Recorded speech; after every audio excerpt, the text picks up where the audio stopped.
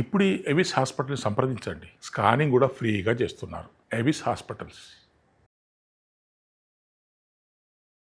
కర్ణాటకలోని ధర్మస్థలలో ఓ పారిశుద్ధ్య కార్మికుడు 2008 నుంచి 2014 వరకు దాదాపు 100కు పైగా ఆడవాళ్ల మృతదేహాలను నేత్రావతి నదీ సమీపంలో పాతిపెట్టానని, అందులో చాలామందికి ఒంటి మీద దుస్తులు కూడా లేవని, వాళ్ళందరి మీద లైంగిక దాడి జరిగి హత్యాచారానికి గురైనట్లు అనిపిస్తోందని లేటెస్ట్గా పోలీసులకు ఫిర్యాదు చేశాడు.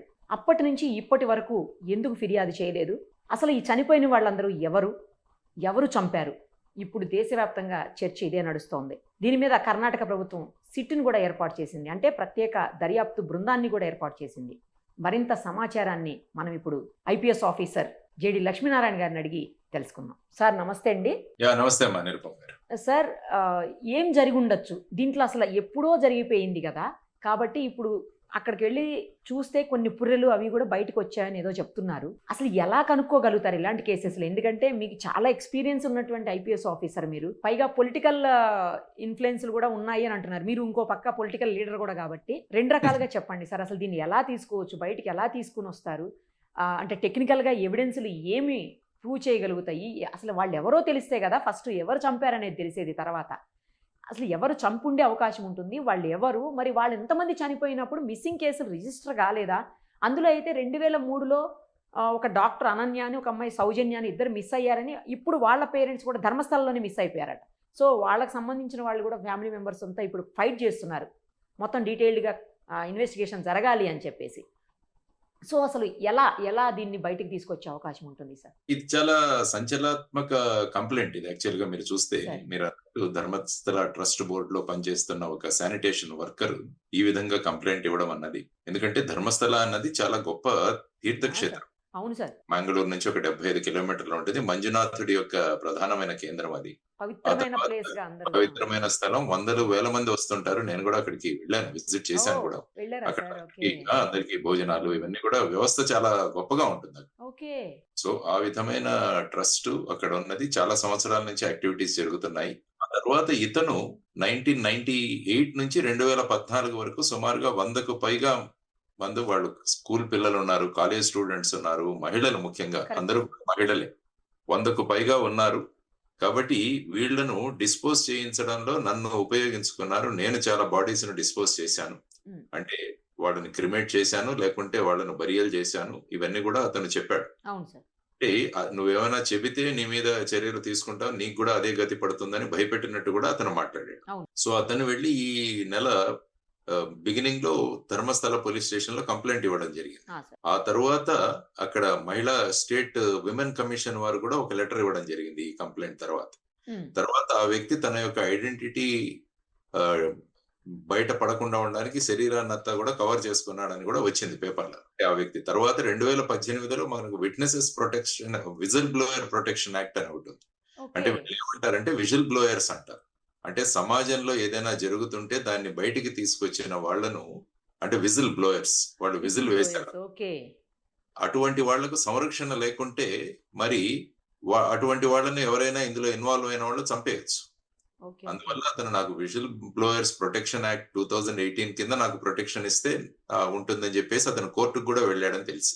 సో ఆ విధంగా తర్వాత విమెన్ కమిషన్ చైర్మన్ కూడా సీఎం కి లెటర్ రాయడము, తర్వాత చాలా మంది అడ్వకేట్స్ వీరందరూ కూడా వెళ్ళి ముఖ్యమంత్రిని కలవడం, ఆ తర్వాత ఒక స్పెషల్ ఇన్వెస్టిగేషన్ సిట్ ఒకటి ఏర్పాటు చేయండి.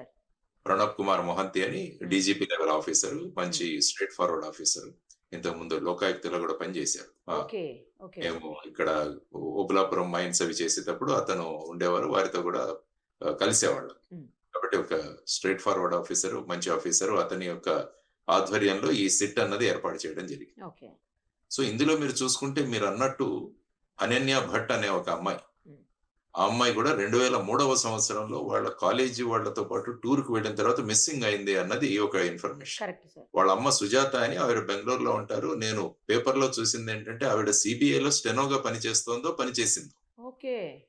అది కూడా ఇక్కడ చదివాను నేను పేపర్ లో.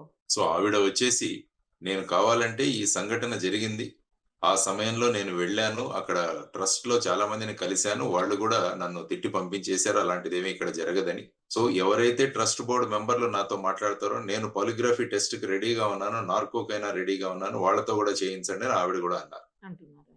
తర్వాత మీరు పేర్కొన్నట్టు 2012వ సంవత్సరంలో ఒక సౌజన్య అనే ఒక అమ్మాయి కూడా, ఆ అమ్మాయిది కూడా రేప్ అండ్ మర్డర్ కేసు ఆ ప్రాంతంలోనే జరిగింది. యాహ్! సార్. ఆ తర్వాత ఆ ఇన్వెస్టిగేషన్ కూడా జరిగింది. హ్మ్. కాబట్టి ఇది చాలా డిస్టర్బింగ్ ఇది పరిస్థితి.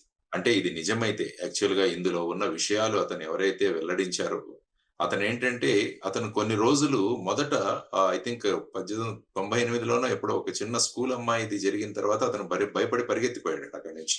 చాలా సంవత్సరాల తర్వాత మళ్ళా అతను వెనక్కి వచ్చి ఇంకా అక్కడ ఆగిపోయి ఉంటుందిలే అనుకుని వెళితే మళ్ళా కూడా కంటిన్యూ చేశారట ఆ పనులు. సో, ఆ వ్యక్తి ఈ మధ్యలో ఈ గ్యాప్ వచ్చింది.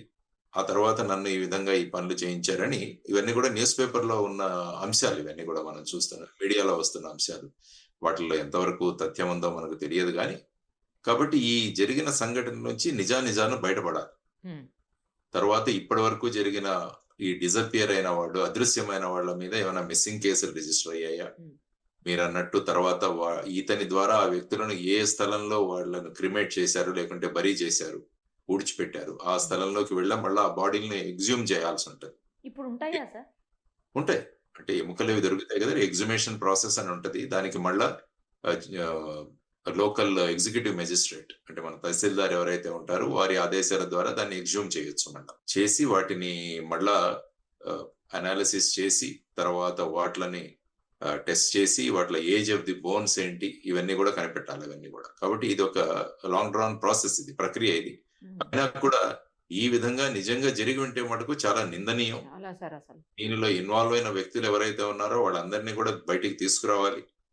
అంటే ఆ ప్రదేశం యొక్క పవిత్రత పవిత్రతని. కూడా ఇది చాలా భంగం కలిగించే విషయం. అవును సార్. ఒకవేళ అలా కూడా ఏమన్నా ఆలోచించొచ్చా సార్ మనం? అంటే పవిత్రతని భంగం కలిగించడం కోసం ఏమన్నా ఇలాంటిది ఆపాదించారా? ఇది నిజం కాదా? అది కూడా అందుకనే అది ఎస్ఐటీలో అన్ని విషయాలు అంటే ఇతను చెప్పిందే మనం ట్రూత్ అనుకోవట్లేదు. అసలు ఇందులో తథ్యం ఉందా లేదా అన్నది కూడా చూడాల్సిన అవకాశం ఉంది. సో, ఆ తర్వాత ఎస్ఐటీ అన్నది ఇటువంటి కేసెస్ మిస్సింగ్ కేసెస్ అన్ని కూడా మళ్ళా ట్రేస్ చేస్తారు.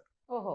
ఓకే. తర్వాత ఈ వచ్చిన వాళ్ళు ఎక్కడ దిగారు, అక్కడ ఉన్న రూమ్స్‌లో ఎక్కడైనా దిగారా ఇదంతా ఇన్వెస్టిగేషన్ ప్రాసెస్. తర్వాత వాళ్ళ తల్లిదండ్రులను కాంటాక్ట్ చేయడము, వాళ్ళే ప్రయత్నాలు చేశారు. ఓకే. ఇవన్నీ కూడా ఈ ప్రక్రియ మొదలవుతుంది. సో, ఈ విధంగా బ జరగడం ఆ వ్యక్తి కూడా చాలా ధైర్యంగా అన్ని చోట్లకు వెళ్లి అతను చెప్తున్నాడు విజిల్ బ్లోయర్ అని. అవును సార్. చెప్తున్నాడు. యాక్చువల్‌గా మీరేంటంటే చట్టంలో చూసుకుంటే ఇంతకుముందు సెక్షన్ 39 ఉండేది సీఆర్‌పీసీలో. ఇప్పుడు దాన్ని సెక్షన్ 33 అంట. బిఎన్ఎస్ఎస్ఎస్ భారతీయ నాగరిక సురక్షా సంహితలో. అంటే ఒక వ్యక్తికి కొన్ని విషయాలు గనక తెలిస్తే ఆ వ్యక్తి దాని గురించి సంబంధిత పోలీస్ స్టేషన్ గాని, మెజిస్ట్రేట్ గాని చెప్పాల్సిన బాధ్యత ఉంది. అంటే ముఖ్యంగా సీరియస్ కేసెస్, చీటింగ్‌లు ఇలాంటివన్నీ ఉంటాయి గదా! ఇవన్నీ కూడా తెలిసి మనం ఊరుకోకూడదు. హ్మ్.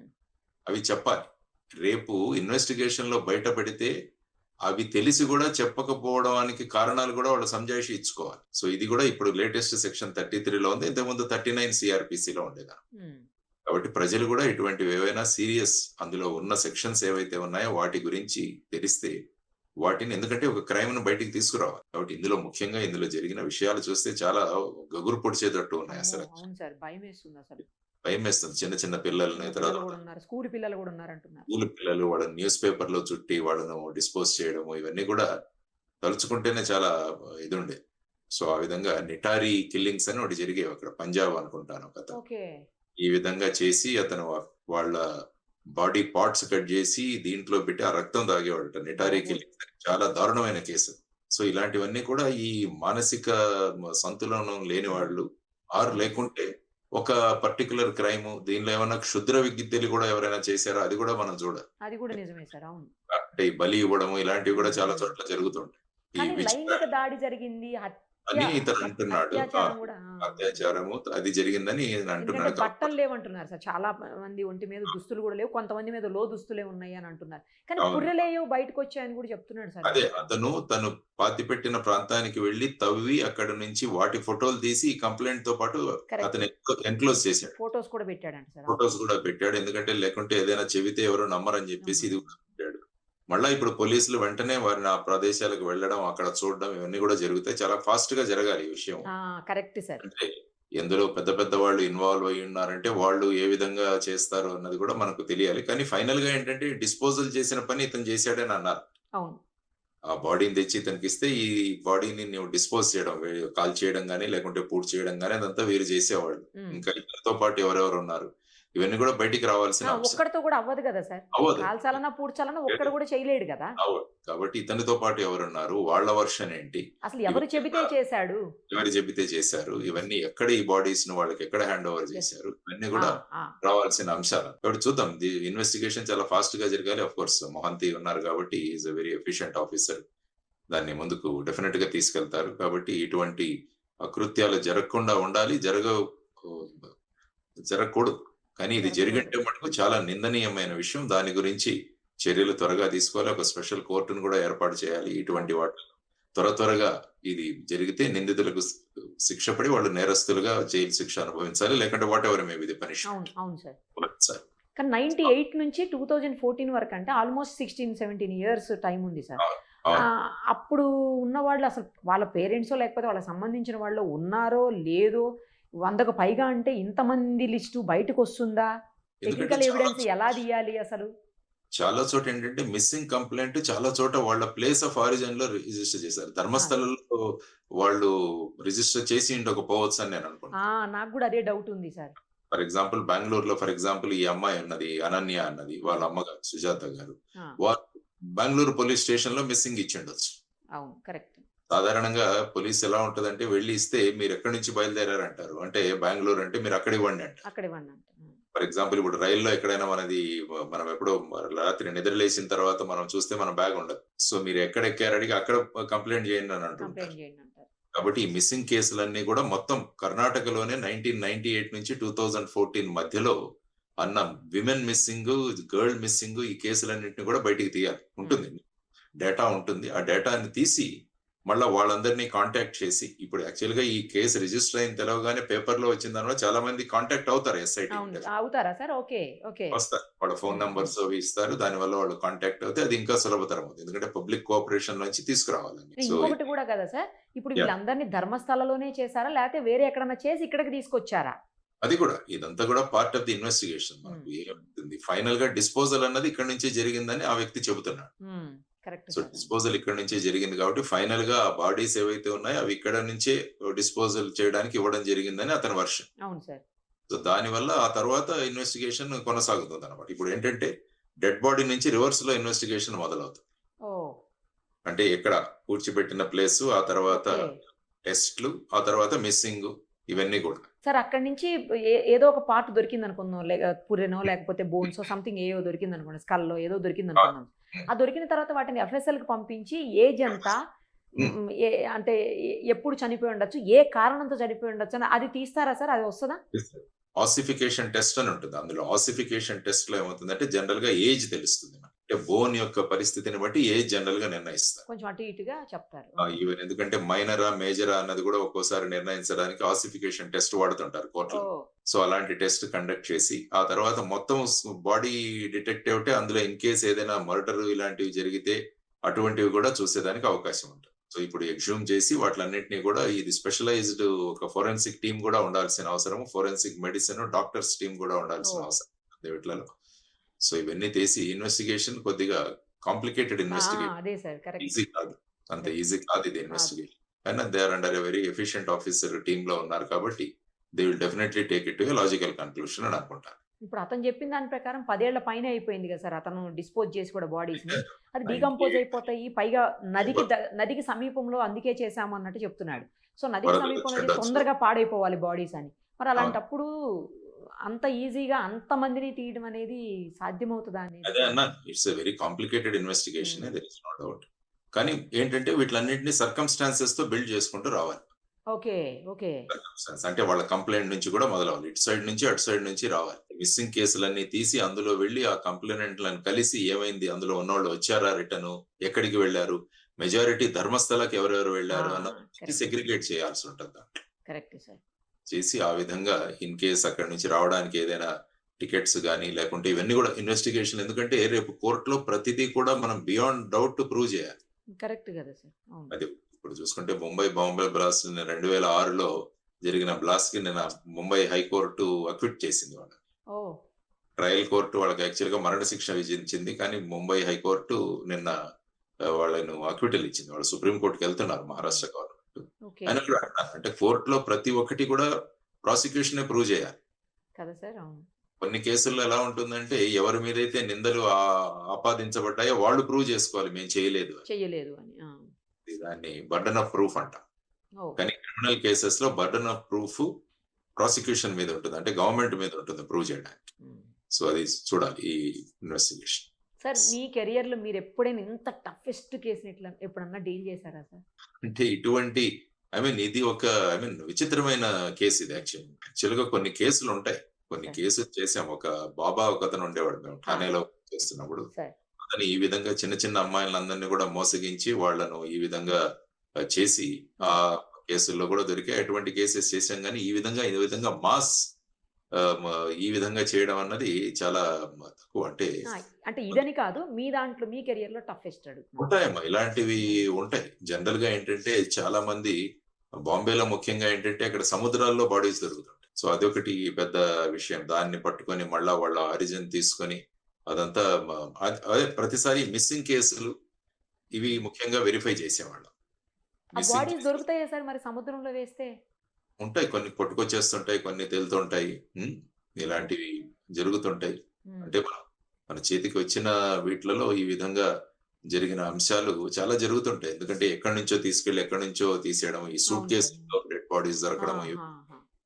వాటిని మళ్ళా వాళ్ళ డిఎన్ఏ అనాలిసిస్ ఇవన్నీ చేయాలి. సో ఓ. ఇప్పుడు చూడాలి ఇందులో డిఎన్ఏ, ఎందుకంటే ఇవి ఆల్రెడీ ఈ స్థితిలో వచ్చాయి కాబట్టి వెదర్ డిఎన్ఏ వర్క్స్ అన్నది కూడా చూడాలి, అంటే ఐడెంటిఫై చేయడానికి. సార్ ఫర్ ఎగ్జాంపుల్ మీరు ఇప్పుడు మన అహ్మదాబాద్ లో జరిగిన కేసు తీసుకున్నా కూడా ఫ్లైట్ లో వాళ్ళందరి డిఎన్ఏస్ తో మళ్ళీ మ్యాచ్ చేయాలి, ఎందుకంటే అవును సార్. అవును. మ్యాచ్ చేశారు, అప్పుడే బాడీస్ ఇచ్చారు. అప్పుడే బాడీ ఫిక్స్ చేశారు ఈ వ్యక్తిది అని చెప్పేసి. Correct correct. సో ఆ విధంగా ఇందులో ఎలా లేటెస్ట్ ఫోరెన్సిక్ టెక్నిక్స్ కూడా వచ్చాయి మనకి. ఓకే వాటి ద్వారా ఈ ఐడెంటిటీ, ఎందుకంటే సపోజ్ అది దొరికితే వాళ్ళ ఫ్యామిలీ మెంబర్స్ ని లింక్ చేయడానికి ఈజీ అవుతుంది. అంటే ఈ బాడీ ఈ దీని నుంచేనా అన్నది కూడా మనం లింక్ చేయవచ్చు అనమాట. అంటే పోలీసులు దలుచుకుంటే ఏదైనా చేస్తారు సార్ ఆయన. అంటే ఎట్లయినా తీగ లాగుతారు, డొంకంతా కదిలిస్తారు. వెరీ ఖచ్చితంగా. Challenging case for SIT also. SIT కూడా చాలా ఛాలెంజింగ్ కేసు. అదే సార్. అవును. Pranab Mohatti is there, is very capable. ఆయన you will take it to a conclusion. Right sir. Perfect investigation జరిగి నిజాలు బయటికి బయటికి రావాలి, యా సార్. నిజమైతే మటుకు బయటికి రావాలి. ఆ దోషులందరికీ కూడా మాక్సిమం శిక్షలు పడాల్సిందే. ఖచ్చితంగా సార్. అసలు వాళ్ళు భూమి మీద ఉండడానికి అర్హులు కాదనిపిస్తుంది. అవును. కరెక్ట్ చెప్పారు sir. Yes. Thank you sir. Okay.